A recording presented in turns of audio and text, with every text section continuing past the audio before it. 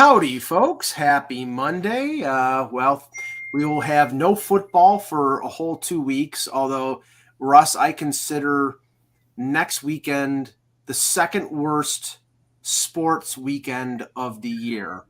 The worst is when the baseball all-star game, because there's nothing else going on in the summer. When baseball, and that's not really a weekend. It's sort of like Monday, Tuesday, Wednesday, that gap. But there's no games going on. It's only the all-star game. And I like the baseball all-star game, but there's nothing else going on. But this weekend, it's the Pro Bowl. It's the NHL all-star game. Yeah. Anyway, start the pre-show. Yeah, I mean, the Bean Pot's coming up, too. I will watch those games. Okay. I'm just saying, they're exciting games. All right, I'm going to bring up the Russian women's Olympic team. There's some things going on with them.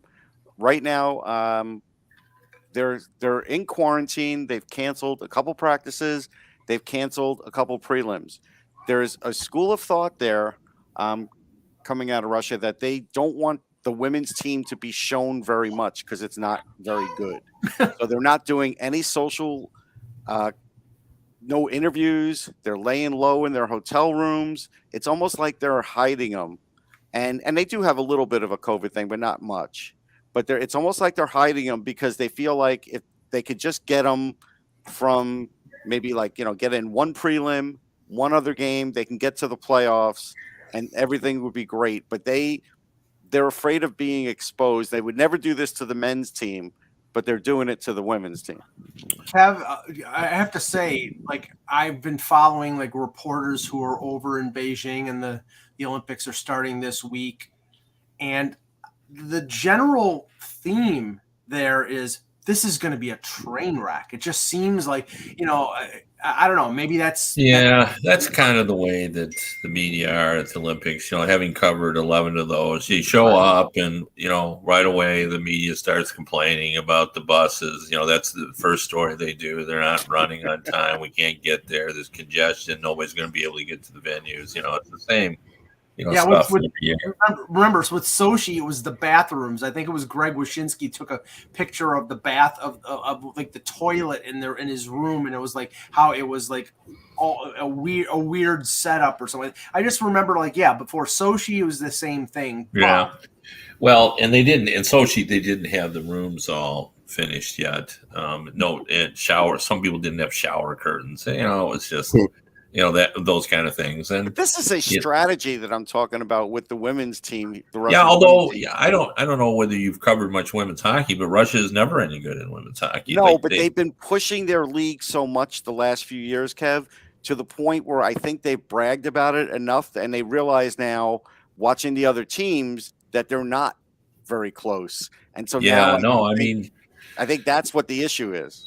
They've always, the IHF has been trying to push the Russians to improve. I think there was one Olympics they were competitive, but pretty much for the most part, they have not been competitive. And Team China has 23 Russian / maybe some players that have some sort of Chinese heritage, but probably not. And that's what the Chinese women's team is. So just imagine how bad that team is going to be. Yeah, no, it's for sure. But the women's tournament has long suffered from the fact that there are really only two really competitive teams. And sometimes Finland. Yeah, I mean, Finland has posted a Belarus-style upset in the past, but really, it's just two teams. As much as you really want to, try to say that Sweden and Finland have been there, and they have had competition. They have recorded upsets, but not many. I remember in Vancouver. I'm sure this is the only Olympics I've ever covered, but you've covered so many, Kevin. But I remember there was talk about should women's ice hockey continue? Should it? Yeah, no, but people have to remember, if you look back at the early men's tournament, it's the same sort of thing we saw. I mean, it took 3 decades, before. I mean, there were 30-0 scores. Great Britain was a powerhouse back then. So few countries played it that, there was just dominance. And it took a very, very long time. Now, saying all that, we're now 22 years into women's Olympic competition. So we are moving along. Yeah. In that regard as well. So we were hoping to start seeing, like, it would be a much better tournament if we could, get Russia to be competitive. Sweden, I mean, Sweden has been, Sweden and Finland have competed for the bronze medal, and I think one year, I can't remember whether it was at the Olympics or the World Championships, but one year Russia did have a good team. Doesn't Finland have a great goaltender, Russ? She's not in it, but she's not playing because she's not around anymore, right? She's at odds with the coach. Yeah. So. Can I just Nora Ratu? Yeah. Can I just quickly pivot? She's in America right now, coaching something. She's coaching some American college team. Yeah, I could see it. Yeah.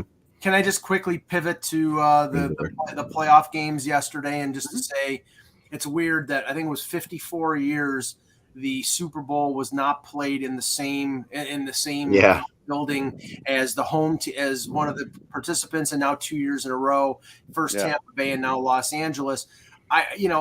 Russ jabbed me a little bit on social media, but I was genuinely happy for the Bengals beating the Chiefs yesterday, but it just irked me in the sense that where was that Mahomes last week, scrambling around like an idiot in the last 10 seconds? No, but you see, I wasn't trying to jab you, Mike. I was pointing out that what the Bengals did well was they clogged up all of Mahomes' lanes.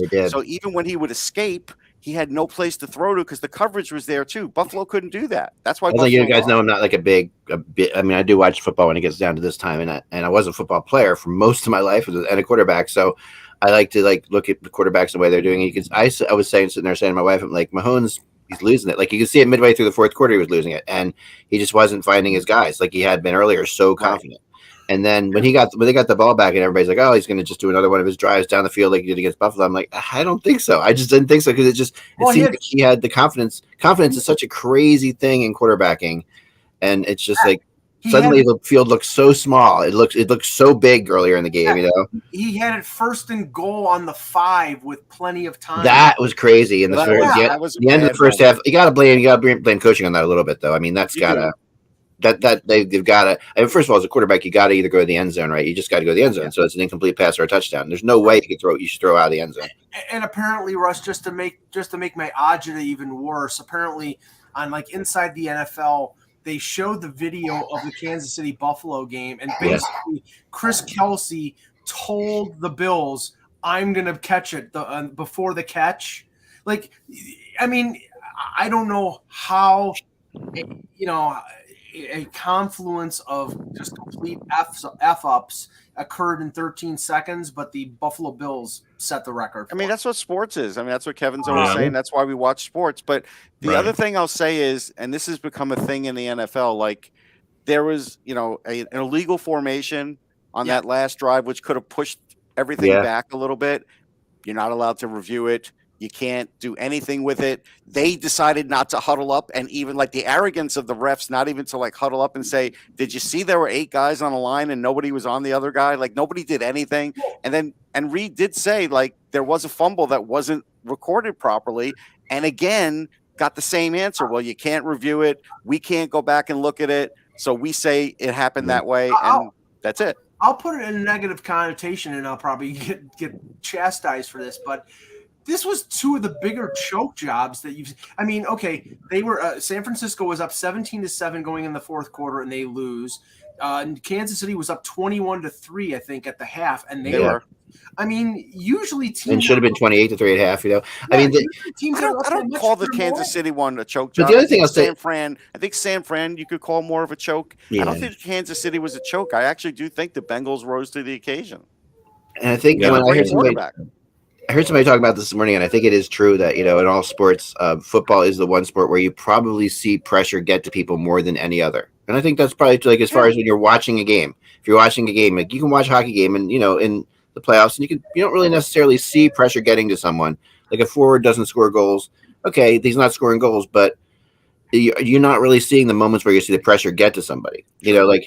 In football, you do. You just do. You see it getting to defensive backs. You see it getting to, offensive linemen. You see it getting to quarterbacks for sure. Field goal kickers. I mean, it's all there. It's just the pressure it's visible. I will say the last thing I was going to say what I love about football is during playoff time, a bunch of fat people sat on couches and tell finely tuned athletes how to play the game. Oh, yeah. So, Yeah. True. So, Well, I'm going to tell ESPN how to do coverage. A bad idea, and I already saw a split screen of this on Twitter. Don't do Joe Namath split screen Joe Burrow, because no offense to Joe Burrow, I think he's a really good quarterback. His demeanor, everything else, he will never be as Joe Cool as Joe Namath was. Don't go down that path. It's not going to be good for Joe Burrow. That's all. I got to say, Joe Burrows, though. I mean, to me, he's been the story. I love the fact that, he is real cool. And what I also like too is, like, here's the guy that was number 1 overall, and he steps in and he gets the job done. Like, you know, I mean, in his first year, he looked like a veteran quarterback. Now he made mistakes. Because he was older. Early. We have to say that. He is an older guy. Yeah, he's the same. Yeah, he is. But a couple of years, not like 10 years. You know. He's the same age as Josh Allen. He's 25, I believe. But to make it even more of an accomplishment, he blew out his ACL. Right. He got sacked 51 times. They can't protect him with a damn, and he still gets to the Super Bowl. So it's it's very, very impressive. And I learned something too, and it wasn't actually in the playoffs. It was beforehand. I had never known about the when the clock evaporates, when we all scream that the time is run out. That's not the way it works. That the way that was explained on the game, and it was actually Bill Cowher who explained, is once it goes 0, at that point, the ref then has to turn his head and check if the ball has been hiked. So it's really an extra 2 or 3 seconds. Yeah, that's an interesting thing. I didn't know that either. I had never heard that, because we see it, and the guy goes, "How could you not do that?" And Cowher pointed out on a broadcast, and it was verified by whoever it is, the guy is the referee, that's true. That the way the rule reads is whenever you see that clock run out, because you can't look at both spots, right? And they recognize that. It's kind of like I read when I was in England one time, one of the tabloids did just a great story about it's actually impossible to call offside in soccer because you cannot see both things at the same time. You can't. They proved it with lasers and physics and everything else. Well, the NFL recognized that you can't see the ball and the clock and everything else. So that's why they wrote the rule that says clock runs out, you look and make sure, see if the ball has been hiked. If it hasn't been hiked, then you blow the whistle. That act takes, 2, it's not 3 seconds, but it takes 2+, so. Really? And this last one's for Eck on CBS. When they went they were at halftime and they're trying to talk about what happened in the game. They had like this country singer who sings the Applebee song. I don't know the guy's name. I don't know the song, but they had the talent right near that guy, and nobody could hear each other next to each other. And as the viewer at home, you couldn't decipher what they were saying because everything was going on at once. They were talking at once. Yeah. The music was going on at once. And at one point, Boomer Esiason looked and said, "I can't even hear you guys." Yeah. How does that happen in this day and age? Yeah, with a stadium that size, how are you putting those things that close to each other? It's an 80,000 seat stadium. It's a giant stadium. How can that be? How can they be right next to each other? Like, how can they be? I thought about that too. It's kind of crazy. All right, here we go. Ready? All right. We may have to start with our first round draft pick thing because I have to leave at 1:20. We'll start. We'll get right into it. 2:20. All right. 2:20. I meant 2:20. Sorry. Yeah, if I'm not traveling in time. All right, here we go. Hello, Hockey World. It is Monday, January 31st, 2022. I'm Michael Agello. I'm Russ Cohen from Sportsology. Kevin Allen, Hockey Buzz. And I'm Eklund. You're watching HockeyBuzzcast on HockeyBuzz.com, the podcast that now checks its clock before every show to try to get the time right and everything to not be mocked openly. And that's at least one way I'm not being mocked openly. There's plenty of other ways, but that's one way I'm not being mocked. I'll think of a few more. There's plenty of them out there. I do want to get to one. I do want to talk about one thing before we get into the West, because last week we went into the East and what teams had the most players that you would give up a first round, your 10th pick overall for. We're going to do the West Conference today. Okay. But I do want to talk a little bit about the LA Kings for a second. They do lose the Flyers, which is rare this weekend, but they outplayed the Flyers in that game too, and they are literally outplaying everybody. Like when you watch the Kings, it's an interesting situation that's going on there. Like they are quicker, better than anybody could have ever thought. They're a very good team. They're going to be trouble. They're going to be trouble. I think the thing that's most impressive about them, Eck, is that you have, the core group, Quick, Doughty, Kopitar, Dustin Brown of the cup-winning Kings teams that are still effective players. And then you've got the young guys who are coming up, like Mikey Anderson playing with Drew Doughty. You've got Byfield back now. You've got, a couple ex-Leafs. Kupari, Rasmus Kupari's there. And Grunstrom and Kupari. There's a good mix there. I really like what they've done. And, I think, you talk about teams that are going to give like a team like Edmonton and Calgary a run for their money in terms of the playoffs. They're better than both those teams right now. And you watch them play and like they've beaten the Penguins twice in a month. Think about that. Like that's crazy. Like the Penguins have beaten everybody. They have two goalies that are better than the Edmonton goaltenders in Quick and Peterson. I did about it. I did say 2 years ago, I felt like they're getting back to the playoffs would be quicker for them than a lot of other teams because they had these guys. But I'm not so sure it's going to happen this year. I think they're also catching teams, Zach, right before the break when that lull starts to hit teams. And I do think because they do play at pace and they have good goaltending, that they're taking advantage of them. They still got a point against the Flyers, too. So it wasn't They still got a point in that game, right? That's the truth. And I don't know. I just watching them play, you're kind of shocked that they're rolling four lines. They have a little bit of that, Vegas thing that I have to, I know I bring that up a lot, but like you say, they play at pace. They play hockey fast. They're not a fast team, but they play hockey fast. And they play so fast that it does. I mean, they've outshot people in 10 or 11 straight games, something like that. I saw the statistic. It's kind of crazy. They're really just completely dominating teams right now. Kev, you look at the players that they added in the offseason. They signed Deneau. Deneau is playing really well for them. They trade for Arvidsson. He's playing really well for them. They've just made moves that have worked, and right now they're in the mix. Yeah, well, absolutely. And, it was very calculated moves because, as Russ alluded to, they had a bunch of good young players. But, the one thing that you see with rebuilding teams, and, we've got teams to look at to note this, and that is, Ottawa and the Red Wings, is they're very inconsistent. So adding those two veteran guys, I think has really helped them a lot. And now, there's been a lot of discussion about that they have made it clear that they want to make another big move before the trade deadline. Right. Now if they do that, they could be in good shape. It's amazing to me, though, as a free agent, how good Alex Iafallo is. I mean, he's going to get 25 goals this year. Like, it's unbelievable what they've gotten out of him. Well, the question is, where do they make that big move? Because defensively, they've lost Walker. Edler's been hurt off and on. It might be on the blue line, but they probably could use some scoring help too. So I'm not sure exactly. Yeah, I think they're going to get a forward. Yeah, but I wouldn't be shocked if they also try to add a veteran defenseman, just a depth guy who's kind of safe. That would be what I think they're going to do. I mean, they could get Hurdle easily with the assets they have. And so if they got a guy like that, I don't know if the Sharks would do it, but I don't know. That's something, man. I know that's something there to put. But they got the Sharks to help the Kings out like that. I know they've got.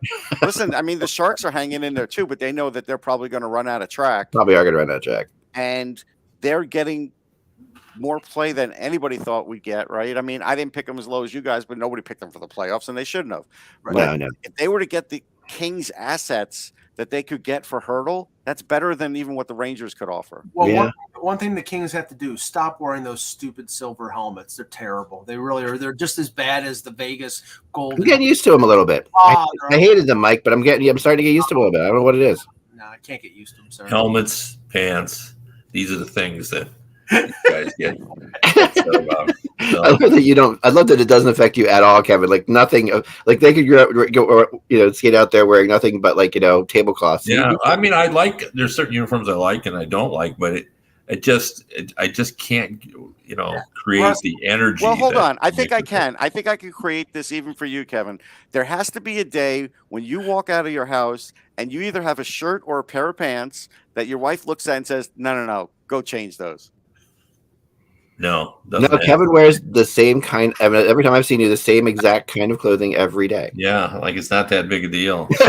right. I've never seen you with something. I can't remember one article of clothing that I've seen you in, Kevin. That's how in script they are. It's just like that's. Yeah, no, that's like yeah, it's just not me. Like I get it that it's important to some people, but I will say though that I've asked other people, have you ever heard a man comment on another man's pants? I use that line and they laugh at that, and I said, no, seriously, no. Yeah, it's not right. Mr. Black. Oh, now it's not right. The day I said it, you had nothing to say. There's nothing wrong with it. I'm not just I have plenty to say about it. No, you did. You always have. You're consistent with it. Not that there's anything wrong with that. I'm just saying that basically it's just really come on. All right. Except if you're watching on the Let's change topics, okay? All right, let's go to who would you trade your 10th overall pick for in the Western Conference? Okay, we did the Eastern Conference. Florida, if you remember, came out with the most. And this time I did it in a little different order. I didn't do it in order of lowest to highest. I probably should have done it that way. It would have been more interesting. I'll kind of do it that way. I'll try to do it that way best I can. But we'll start with the team that I came up with 2 players from. And that would be the Arizona Coyotes. 2 players that I think you would trade your 10th overall pick for. Keller and Chychrun. You know what? I didn't put Chychrun on this list. I'm an idiot. Oh my God. The Chychrun's definitely. That's just a total. You're assuming he's already gone. So there you go. Total mistake. Yeah, it's really funny. So there's 3 players on Arizona's list. 3 players: Keller, Chychrun, and Lawson Krause. Nope. No, I wouldn't do it. No, I wouldn't Krause. either. No. I actually think Nick Schmaltz is worth a top 10. Too injury prone. He's been injured the last 3 years. If he wasn't so injured, I would agree. I still, believe it or not, it's very early in his career. I really love Soderstrom. I probably would hold on to Soderstrom because he's partially developed already, and he's young. Yeah, he's 20. So I think Soderstrom, Keller, Chychrun. Those are my guys. All right, I just added Chychrun to my blog, so no one will know the difference, Mike. Thank you very much. Boy, that's an idiotic move. All right, another team with 3 then. The Seattle Kraken. It's another team I have with 3 players with the Seattle Kraken. Giordano. I would trade. No. You guys, no? Really? Too old. 38 years old. Yeah, too old. No way. Now remember, let's remember the context of this. 10th overall pick. I know. Right? No salary cap, and your team is in need of this player. Right. That's the way it works. But the teams Still wouldn't do it. Still too old. The teams that are trading for Giordano are going to be contenders who will be picking in the 20s. All right. I would say Yanni Gord. No, I don't have him in here. Nope. Nope. I wouldn't do it. Okay. I don't have Gord in here. I have Larson in here. No way. No. I think. See, I don't think you can get top. I'm a bigger Larson fan than most people, Yeah, but I don't think he's not a top 4 defenseman. Like he proved that. I think he is. I don't know. I think he's. I think he's a top 4 defenseman, but I'm not sure I'd give up a 10th pick for him. I mean, remember what we talked about last time? Cole Perfetti. Yeah. Yeah. Who was the guy from Vancouver whose name I always forget. Colson or yeah, Colson, that's it. Yeah, that's it. So there's been a lot of good number 10 picks. All right, who How else about you got? Grubauer? No. No way. Nope. Okay, so you guys don't have anybody on Seattle. I do. Matty Beniers, because I'd be making out. But he's not on Seattle because he hasn't played for them. So you're talking about? Yeah, they have to have played this year. They have to be played. Then nobody. Nobody. Yeah. Nobody this year. All right, there you go. No one. That's something, huh? All right, let's go. But I do like Adam Larson. I think he is a second pairing defenseman. And I like Yeah, and I think if you can get a second pairing defenseman with a first round pick, you're happy. I think. And I love Jaden Schwartz, but he's too injury prone. And I like Yanni Gord, but he's a 3rd liner, and I wouldn't give him a 10th overall pick. But I think he's a good player. Right. All right, San Jose, 4 players. At least I can come up with, and they're pretty obvious. Yeah. Hurdle. We go player by player as we did last time, right? Better. Yeah, I'll do it for Hurdle still. Me too. Couture. Yep. Yeah. Everybody with that one. Yep. Meyer Yes. Yep. and Burns. No. Too old. Too old. Yeah, Burns' game is on the other side of the mountain now. Not this year. And it's not. and I not watched Erik him in Karlsson. person. He's still not close to the same. And not Erik Karlsson. And I didn't put Erik Karlsson. William Eklund played this year, but he didn't play enough. He didn't play enough. Otherwise, I would say no to. I would say yes to Eklund rather. Yeah, if he was on there for sure. You should always say yes to Eklund. All right. All right. Dallas. Dallas is the next team I have with 4 as well. High school. And for Dallas, I have Robertson. Yes. Yes. Pavelski. No. No. No. No. You gotta be kidding me. No. He's too old. You can't make that trade. 10th pick. 2 years ago, we were kicking him out of the league. He's had a resurgence. No. Your team needs him. He might go for a top 10 pick this year. No. No, it won't. No, he won't. He'll go for first rounder. He'll go Even for the salary, that might See, turn by out to the be a way, 10. That could down there. I Bill mean, C is in the chat room still kvetching about Marchand and Bergeron. Get over it, Bill C. We're on to the West. it's a good one. All right, interesting, very interesting. I see. I still think Pavelski. He's not getting old. He's not getting old to me. Like he's still showing every bit the signs that he's. Well, I look at it in the real world. If you had a top 10 pick, you wouldn't deal him, even if you needed Pavelski. You just wouldn't do it. Right, because But this is the 10th overall pick. Remember, this is the 10th overall pick. Because if you have a top 10 pick, you're not a playoff team. That's the thing you have to say. Yeah. No, that's true. But this is a 10th overall pick. And Pavelski is what you need. Nope. Uh, I mean, he's worthy. He's playing at that level, but it's hard not to factor in that he's older. I guess the other thing I can put into this, Mike, is this. I'll add another little caveat to this because I don't want any of these other caveats. Like Mike, you said, a 10th overall pick is not a playoff team. All right, let's just say you're a playoff team, but you've made a good trade and you're sitting with that 10th overall pick.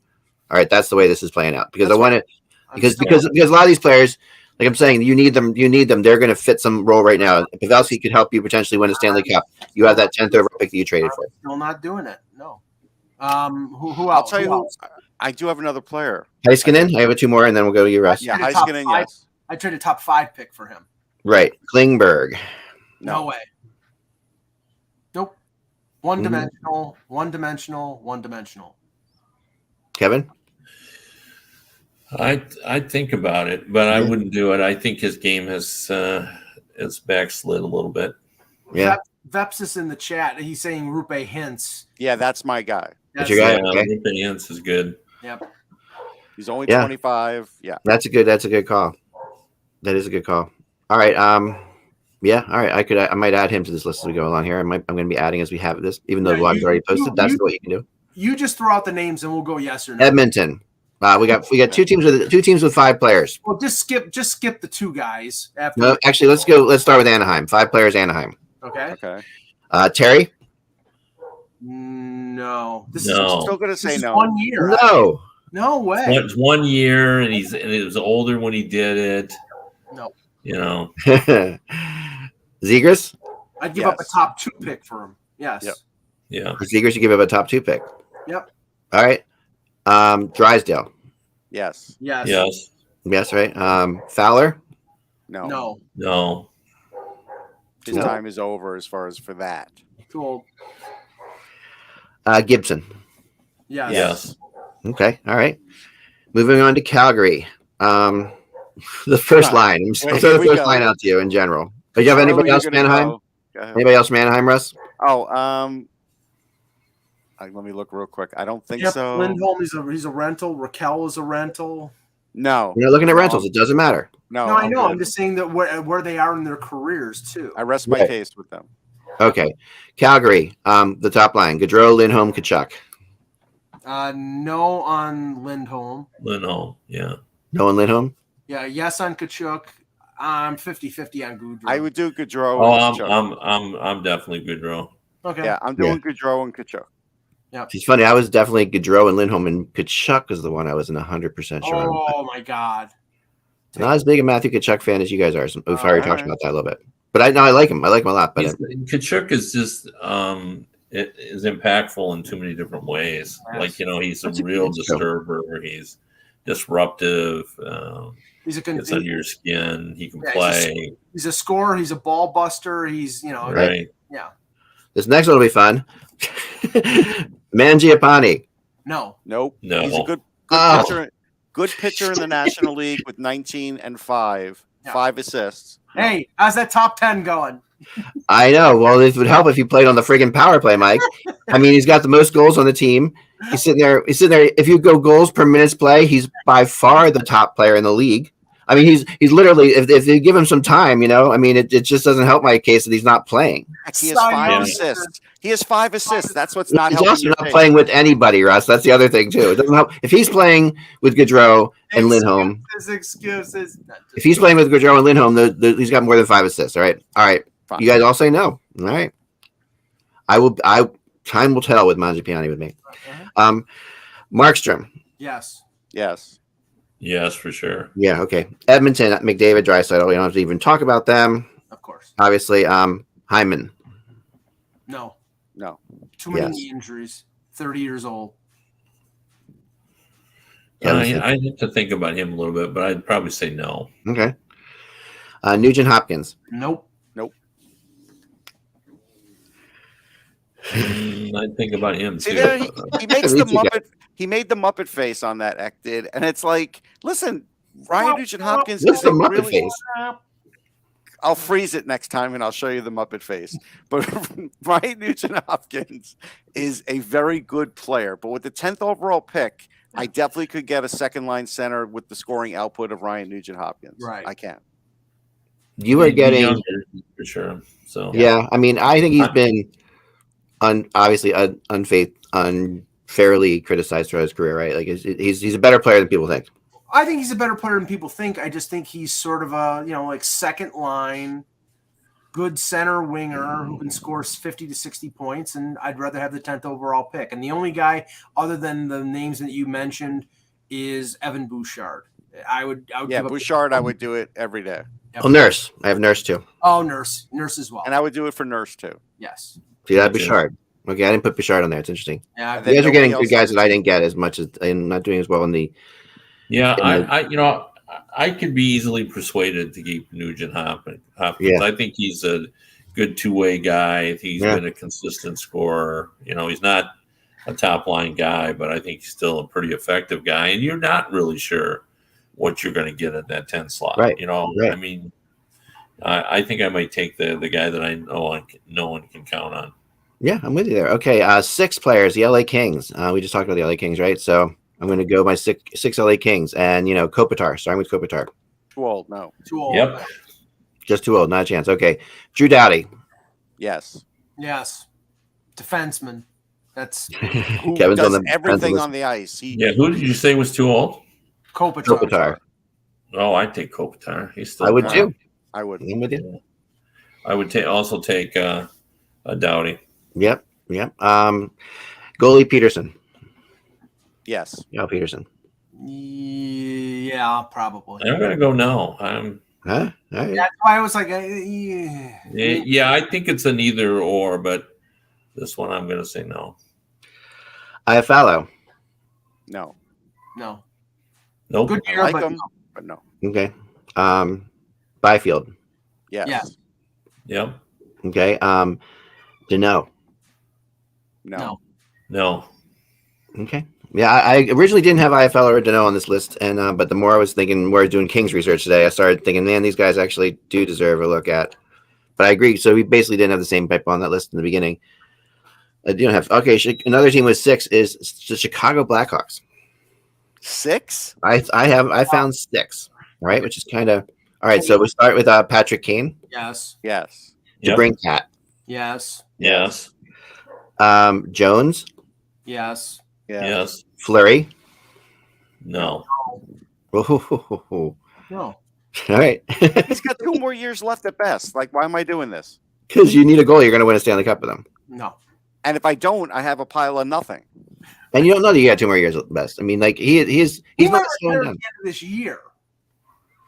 He might, but if he's in the right situation, he might also play another 5 years. Like No. I think it's No. Hold on. Oh. He's played in 915 games. He is not playing another 5 years. He's Right. not. He's not Tom Brady. it's amazing to me, like that a guy his age is as quick as he is. Like I watched Jonathan Quick, and Jonathan Quick is still good, but Jonathan Quick is not as quick as Jonathan Quick was. Marc-Andre Fleury is still as You quick. say that 3 Say or that 4 again. times. I know. I don't think Jonathan Quick is not as quick as Jonathan Quick once was. Just want to say the same thing. He's not. And, But and to be honest, the Blackhawks have played him too many games this year. He's played 31 games this year. He only played 36 last year. Kirby Doc. Yes. Yes, for me too. Kev? Even though they rushed him. I'm going to go yes as well. Yeah, Yeah. I'm a little, but yeah, I'll go. Dylan Strome. No way. No. Not I wouldn't trade any I'm just first getting round pick. dismissed on that one. the best No throw. first round pick. Yeah, not even that the was best very throw. dismissive. You guys don't realize how good Dylan Strome is. I think we do. It took a while to get going, but we saw it. Like when he was in juniors, we knew he would be a top player. He's not even the best, and he's not a top player. That's the point. He's working his way there, though, and to me, he's. How many goals does he have? Because I know he got 3 of them against the Red Wings, and I think that 7. He's got 7, and 3 just came against. He's got a ton of assists, though, a ton of points. Like he's got 18 points. He's a playmaker, but in not that many games though. He hasn't played that many. So he's on a 36. No, wait, but he has the games. He's missed a lot of games. Aren't I right about that? You might be, but it doesn't matter. His output's not been good enough. Let's keep it moving. He's 24 years old. Like all right, moving right along. All right, next team. Let's see. I'm going to go to the Nashville Predators, who I also have 6 players on. You can't. Oh my God. Okay, let's see. Let's go through them quickly. Okay, Forsberg. No, yeah, I'd take him. Yes. Yeah, You both are no. I'm going no. He's not consistent enough for me anymore. Yeah, I'll go yes. All right, I'm with Kevin, of course. All these I said yes to. I hate to put this guy here, but Granlund. No way. No way. All right.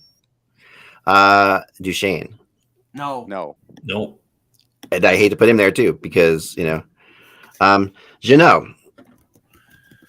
That's a real interesting one. That's an interesting one. I'm going to say no, but I'm going to regret it. He's one of the reasons the Predators are where they are right now. Yeah, I know. Yeah, he is. You're absolutely right. I'm saying no. He's kind of the player that nobody knows about in the NHL, like in a lot of ways. Like you never hear him talk about ever. You're both saying no? But Kevin, you're on the fence? Where are you? Oh no. I love the guy, but I'm saying no. Saying no too. Okay. All right. Yeah. Well, let's see about that. Over time, I will be proven correct, as I always am. Roman Josi. Yes. Yes. Mm-hmm. Saros. No. I'm going to think about that. Boy, he's been so good this year, but I'm probably going to say no. I am going to say no, but and the reality is, he's always been really. He had one rough time in his career, but when Rene was fading away, Saros was really good then too. Like there were games that he would steal for the Predators that you just wouldn't imagine. I remember talking to Paul McCann and once about it. And he's like, yeah, Paul McCann, who obviously calls the goals and assists and sits right there at center ice. He's the president of the Short Goalies Union. I'm not even caring about that. My thing is, you have to be like John Gibson good for me to take you in the first round as a goalie these days. All right. Okay, so going back. Go ahead, Kev. Go ahead. Yes or no? Pardon me? You got to give me your yes or no on Saros. I'm sorry. No. Okay. All right. Okay. Cool. I like him, but I'm going no. All right. I missed a team with 5, and that would be Winnipeg. Well, hold on. You missed a player on this team for me. I would take Tomasino. At 20 years old, doing what he's doing, I'm going to take Tomasino. Okay. That's a real good thought. I think about that because he's a good player. So who would you have on this team, Russ? Forsberg and Tomasino and Josi? That would be it. How could you not take Forsberg though? Because he's not been consistent enough. I don't know. He scored 20 goals or been on a pace for 20 goals is every season of his career. How can you get more consistent than that? Here's my issue. So he used to be in the 30s. Then he had like 28. Then we're shorter season 21. Then 12 last year. Shorter. He got hurt. 22 this year in a contract year. He's not been consistent enough. He's a good goal scorer. Don't get me wrong. They're consistent numbers. So you talk about games played. They're consistent. I mean, and also Russ, the thing about him is like we want him to be a consistent 30, 40 goal scorer, but he's not necessarily that. But he's a consistent 20 goal scorer who does score 30 or 40 goals as well. He can do that. And I'm not saying I would, but so is Jake DeBrusk. And I'm not want saying more out of Forsberg. I'm not saying I would. There would be some people out there that would take Ekholm. Yeah, maybe. You could think about that, but I wouldn't do that. But how can you compare him to Jake DeBrusk? I think he's only had one 20 goal season. He's just talking about 20 goal. I know. I'm just talking. He's had one 20 goal season. He probably had 18. He probably had 18 after it. Fine. Yeah. No question about it. All right. Winnipeg. Winnipeg has 5, and I skipped them. Sorry, going backwards a little bit. 5. Scheifele. Yes. Wheeler. No. Okay. Connor. Yes. Perfetti. Yes. Yeah. Like we jokingly said, he was picked with the 10th pick overall, but in there too. Hellebuck. Yes. Put him on there for you guys. But yes, You're missing a couple. You're definitely missing one. Give me one. Ehlers. Dubois. Yes. Ehlers. Yes. I would go with Dubois. I thought about Ehlers maybe. Dubois like one of the only guys scoring goals on that team. Yeah, he's having a great year. I'm taking both those guys. And what about Josh Morrissey? No. Just miss out. No. I could be persuaded on Ehlers, but Dubois, I just too much. He reminds me too much of Ryan Johansson. I just think that. Ooh, I would say no, only because there's another element to his game. He has a physical element, and he's only 23. Yeah. I like him, but he just also does disappear for periods of time. All right, I'm going to go back up to the big. Now we're getting into the big teams here. We got some big teams here with big amounts of players. We're going to go to Vancouver, who I have 7 from. And this is an interesting situation, kind of similar. I always think the Canucks and the Flyers are living parallel universes. This is, again, a situation where they have more than you would think they should have for where they are. But, here's Vancouver.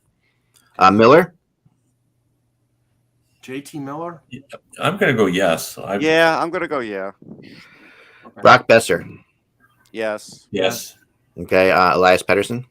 Yes. Yes. Bo Horvat? Yes.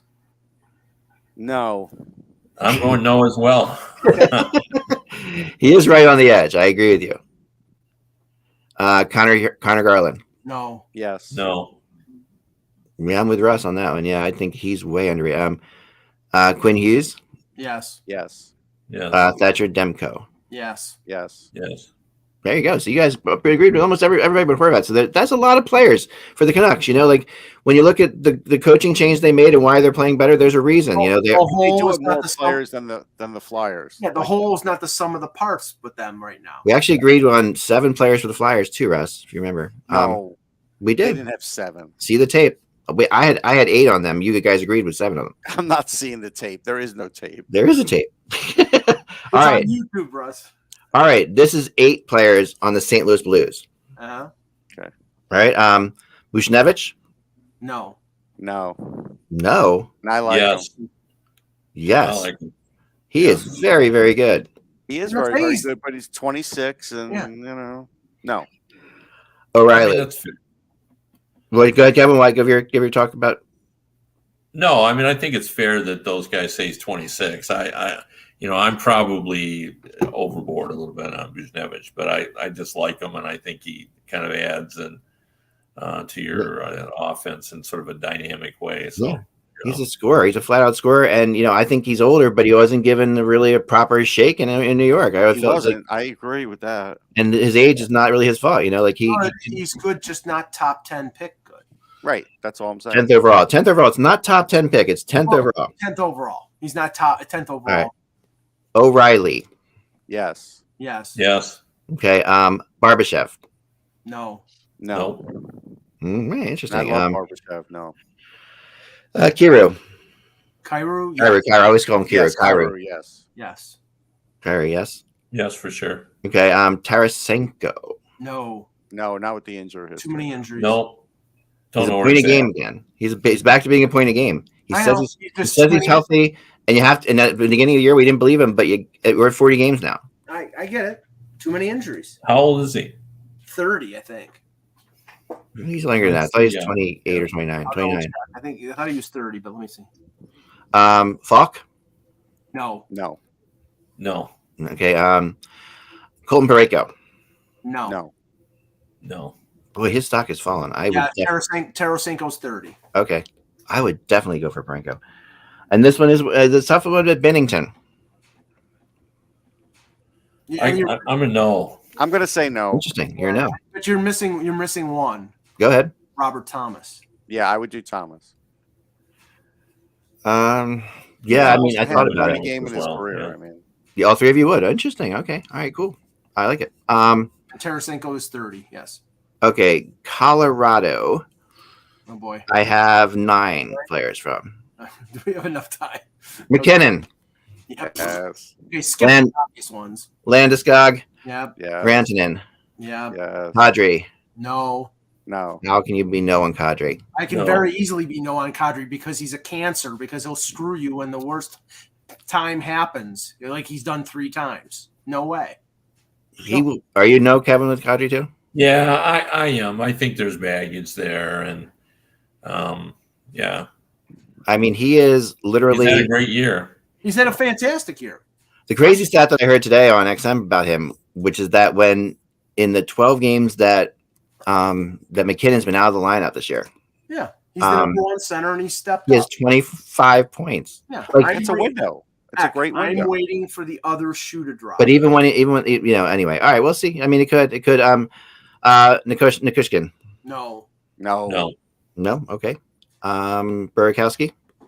Yes. No. Yeah, no. Makar.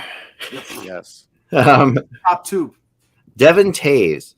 No. Well, I love Devin Taves. He's good. So good. Yeah. I'm going to say yes on him. I just think he really has an impact. Yeah. He's one of those guys that, just really changes your defense. I'm with you. I mean, he is shown that. I mean, if you can get a guy as good as Devin Taves with your 10th pick overall, you'd be really happy. Yeah, and you just don't know that you can. So since there's not, Yeah, and it's hard for me. There's something to be said about that, no doubt. It was a tough decision. Yeah, I think it's one of those things. Is I don't think what you get is 10 at 10 is as consistent enough to. I think I would give up. I think I would be more likely to give up a top 10 pick or 10th overall pick for Sam Girard than I would for Devin Taves. Yeah, I probably would do it for Girard over Taves, and I wouldn't do it for either. Okay. So. All right. So let's go to Minnesota. Well, okay. Byram, any other guys from this team? Byram, maybe Newhook. I'll still do Byram, even though he has a little bit of concussion issue. I'll still do Byram. Yeah. All right. And I'm doing Newhook. Newhook, yeah, I thought about Newhook. I'm not doing either one of those guys. I'm not doing either one of those guys. All right. Yeah. All right. Which brings me to Vegas. 6 guys. Pacioretty? Nope. Yes. Again, too many injuries. I'll say no. Okay. Stone? Yes. Marchessault? No. Nope. Interesting. Stevenson? No. Yeah, it's really funny because I just really impressed with him, but I'm no too. Yeah. So. He's right on the edge for me, but he's gaining ground. Like I'm starting to become a real believer, like I said last week. So yeah, I'm already a believer in him, but 10th pick is. Well, when you buy a numbered jersey and it's his number, and you show us on the show, maybe I'll think twice. But you haven't done that, so you don't like. That'll be quite an expensive thing for me to do, Russ. To change the stuff. Just to prove a point. But don't challenge me. Buy a jersey just to prove a point. Pietrangelo. Yes. Yeah. Theodore. Yes. Okay, I did not go with a goalie here. Oh no, I wouldn't think there's a goalie there. What about Eichel? Oh, I didn't put Eichel on here. Yeah, he hasn't played though. So. You can't use him. Yeah. Okay. That's true. He hasn't played, so I was saying no. Are you watching the time, Eck? Yep, I know. Oh my gosh, yeah, I got to go. All right, last team, and here we'll just do Minnesota. I'll do it fast for you guys. Kaprizov, yes. Kaprizov, Zuccarello? No. Not Zuccarello, Kaprizov. Eriksson, Ek? Yes. Fiala? No. No. All right. Boldy? Yes. Yep. Okay. Goligoski? No. Nope. No. That's a hell no. Yeah. Spurgeon? No. Brodin? No. Dumba? Nope. Well, you guys don't see the Wild the same way I see their defense. They're all good. Oh, I love the Wild, but I think all of them are. If you can get your 10th pick overall, can be one of those guys. But the thing is, the Wild are the best team. They don't have the best players. No, I agree with that, but but when you look, they have players that are just on the edge to me to be 10th overall. They have a lot right there. These aren't like. I think you want more out of a 10th pick than any of those guys you just mentioned. Okay, yeah, that's fair. I've got to go. I'll let you guys finish up. Thank you. Always fun. Appreciate it, guys. Talk to you all soon. Okay, a little bit of breaking news. The Wild signed Jordan Greenway to a 3-year, $9 million extension. It's a great signing. Great signing, Kev. I mean, the reason that Minnesota is a scary team going into the postseason are guys like Greenway and Foligno. They're just big, tough, rugged, players who beat the crap, and they have skill, and they have those guys. I still question the goaltending, but they're going to be a tough out, whoever plays them. Seems like a bargain too. Yeah, I know. It really does. Like, I think they, that's a win for the Wild. It's a win. I've been watching him a little bit as he's come through the Eastern Seaboard here, and the battle on him is great. Like, when he's in the offensive zone, he may not be scoring all the time, but he's getting the puck. He's pinning guys against the wall. He's helping the other scorers, and he's tough to get out of the crease. So I like it. I do want to add, it was a good point by Timothy, because Eck rushed it. We probably would all do Marco Rossi too. He only played 2 games. Oh, for sure. Yeah, for sure. Has he played? Just 2 games. Okay, I was going to say I missed it. I knew they were talking about him playing. Yeah. So. Some criticism, and okay, this is the typical Montreal Canadian overreaction. And I didn't see the game, but I heard that Zach Kassian did the typical Zach Kassian stuff against the Habs, and Jeff Petrie basically stood by apparently while Kassian was beating up on one of his teammates, and then on social media, Petrie got excoriated. Kev, the thing that I look at here is this is a team that made the Stanley Cup final last year, and I've never seen a team sort of just fall apart in terms of not only injuries with Weber and Price met with the media yesterday, and it's and we don't know any more than we knew. We don't know any more than we did before. Yeah, that was master of answering questions, but also just the players who have been playing, like Cole Caulfield, who's I think got 1 goal, or Petrie. I mean, it just really everything is falling apart with this team. It is, but I think it really brings home the importance of Weber's leadership on that team last year. It does. Because, without him, it's just been a mess at all levels. And the loss of Dano was huge as well for that team. I mean, they've had a lot of things that have gone wrong, but we knew last year that they were a momentum team. So. They were a momentum team. I mean, end of the day, like I was just asked about Caulfield, I'll still take Caulfield in that spot every day of the week, because he had a little bit of a loss of confidence. A lot of times guys come in the playoffs, they don't have to play defense. Then all of a sudden you have to start a year and you have to play in your own end, and he wasn't playing well on his own end. It affected his offense. They put him down in Laval, let him perfect that part of his game. When he comes back up, he still got the shot. His speed was better than when they drafted him. I'm still very high on Cole Caulfield, but it's no point having him play a lot of games with this team, because this team is a tire fire. And according to a couple reports from a variety of sources, Petrie has requested a trade from the Habs, and maybe good luck on that. Yeah, that's a tough salary to be able to trade. Yeah, now maybe maybe it's the length. I think he's got 3 years left. 3, I think. Yeah. At 6.5 million. So they would. That's going to be tough. Yeah, 3 years at 6.25 million. So I'll take Dan Petrie. At least he made less and he could paint the corners. Yeah. Well, speaking of that, I think the Red Wings are interested in a veteran defenseman, but I just don't see them taking a guy with that kind of length. Obviously Dan Petrie is a broadcaster here in Detroit. And he was a very popular Tiger, not a over the top, like the top. He was good for 15 wins a year, right? He was a good. Yeah, everybody liked him. He's a very nice man. And I'm sad that Eck is not here for me to flash my favorite sign, because the Islanders lost again this weekend. The thing is, even though they're playing much better than they did at the beginning of the year, again, it's just simply too much ground to make up. And Russ, you were talking about there's things going on there. So Andrew Gross asked it, and I know him really well. I play softball with him. I saw him just this week at the Garden. He's the best of the reporters covering the Islanders, and so he asked Barry Trotz the question, Oliver Wahlstrom, why was he not out there 6-on-5? And Trotz gave a very convoluted answer as to, and Wahlstrom scored that game, and he was like, the Wahlstrom goal was a was it really because this happened and that happened and this happened? And he is on my 6 on 5, but on the second one, because I just felt there were other guys going better, and everybody rolled their eyes, because if the other guys going better were like Ross Johnston, who had his one breakaway goal and his one goal this year, or anybody else, Wahlstrom has the best shot on the team.